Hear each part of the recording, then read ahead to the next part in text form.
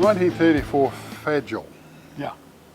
We got that right. But just looking at this, it's sort of, you know, it's got the square cab, but it's a big truck.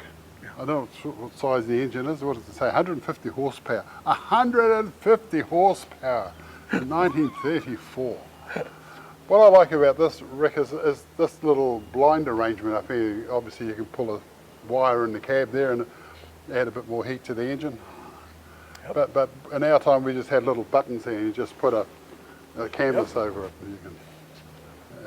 But a bit of cardboard or anything.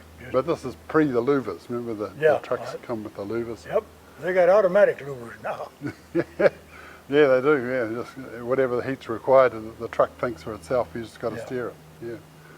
Wooden bumper across there. Decent headlights. And this is the more modern version next door? Well, this is actually older than this one. You're joking. No. What? That's a 1930, this is a 34. But now I'll give you the story, the reason why it looks like it does. This was owned by Tidewater Barge. They took and used it up. I mean, they totally used it up. They put it behind some grain elevators and left it. Well, then they decided they wanted to restore it. Well, by then, you couldn't get any of that parts. But Fagel become Peterbilt. Okay.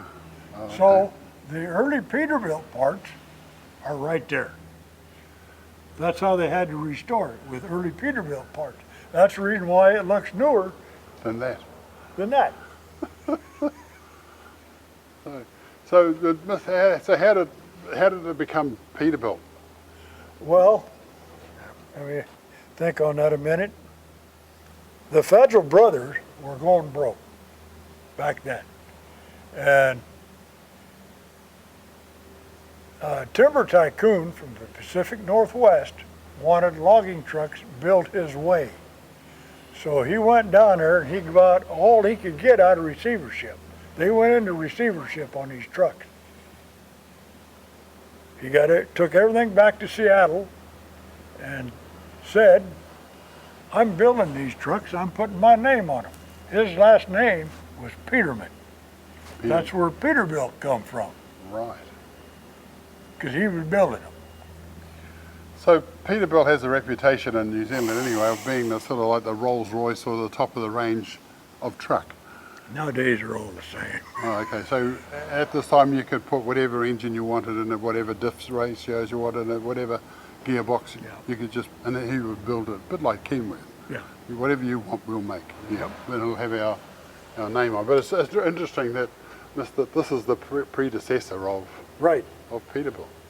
The Fagel brothers actually had a bus line that went clear up into the 1960s. Wow. And they kept that, but this went into receivership. Wow. Can we have a look in the at the engine? Is it a Fagel engine, or is it something else? I think they're all Cummins engines. Oh, okay. I don't need to do that. Yeah, that's a Cummins 150, and this has got a Cummins in it also. Sure. But I'm just saying again, once again, you know, this is what's available in 1934, 150 horsepower. Yeah. As opposed to 80.